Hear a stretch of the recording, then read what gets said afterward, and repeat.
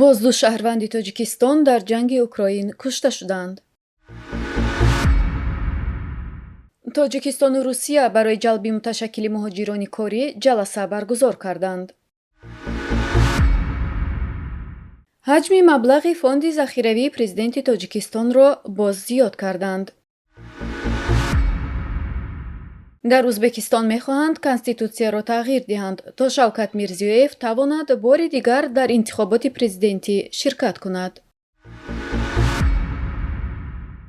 дар вилояти Хатлон дар 10 рӯзи охир ҷасади 2 нафареро дафн карданд, ки ба гуфтаи пайвандону дӯстонашон дар Русия зиндонӣ буданд, аммо ногаҳон дар Украина пайдову ҳангоми даргирӣ кушта шуданд. дар ин бора Радиои Озодӣ хабар медиҳад. ҷасади Бобоазиз Туйдиеви 22 соларо рӯзи 12 декабр аз Русия ба Тоҷикистон оварда, дар зодгоҳаш ноҳияи Ёвон ба хок супурданд. Манучеҳр Шодови 28 соларо дар ноҳияи Кушониён гуронданд.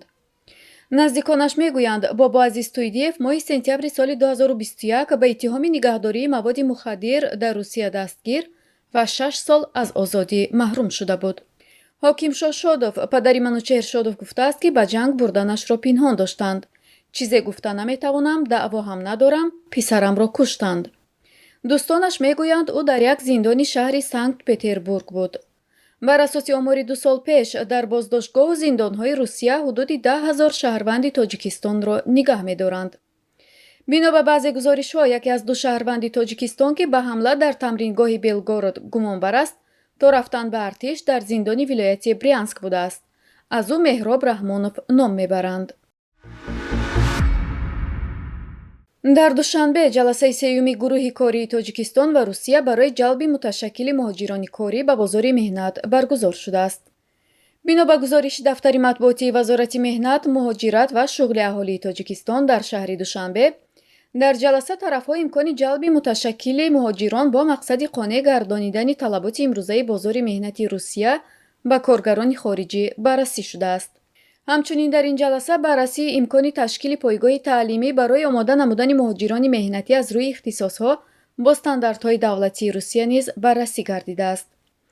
тарафҳо инчунин имкони супоридани имтиҳони умумии дониши забони русӣ, таърих ва қонунгузории Русия ва гузаронидани муоинаи тиббӣ дар қаламрави Тоҷикистонро низ мавриди баррасӣ қарор доданд. қобили зикр аст, ки дар доираи сафари ҳайати Русия ба Тоҷикистон боздид аз агентии шуғли аҳолӣ дар хориҷ аз кишвар ва хадамоти муҳоҷирати Вазорати меҳнат, муҳоҷират ва шуғли аҳолии Тоҷикистонро ба назар гирифта шудааст. ҳаҷми маблағи фонди захиравии президенти Тоҷикистон дар буҷаи давлатии соли оянда дар қиёс бо соли равон 57 миллион сомонии дигар афзоиш меёбад. фонди захиравии президенти Тоҷикистон барои соли оянда беш аз 495 миллион сомонӣ муқаррар шудааст. ин нукта дар буҷаи давлатии Тоҷикистон барои соли 2023, ки ахиран парлумон қабул кард, таъкид шудааст. фонди захиравии раисҷумҳури Тоҷикистон барои соли 2021 ҳудуди 404 миллион сомонӣ ва соли 2022 ба маблағи 438,5 миллион сомонӣ муқаррар гардида буд. маблағҳои ин фонд ба салоҳдиди раисҷумҳур Эмомалӣ Раҳмон барои корҳои хайриявӣ, иҷтимоӣ ва дар ҳолатҳои изтирорӣ истифода мешаванд. аз ҷумла таи солҳои охир аз ҳисоби маблағҳои захиравӣ озмунҳои ҷумҳуриявӣ дар бахши маорифу фарҳанг гузаронида мешаванд. инчунин дар соли 2020 аз пулҳои ин фонд барои табибоне, ки дар шароити пандемияи коронавирус фаъолият карданд, пардохти кӯмакпулиҳои иловагӣ ваъда шуда буд, вале аз пардохти онҳо касе хабар наёфт. фонди захиравии президенти Тоҷикистон 5% буҷаи Тоҷикистонро ташкил медиҳад, аммо масрафи он шаффоф набуда, аз он гузорише намешавад.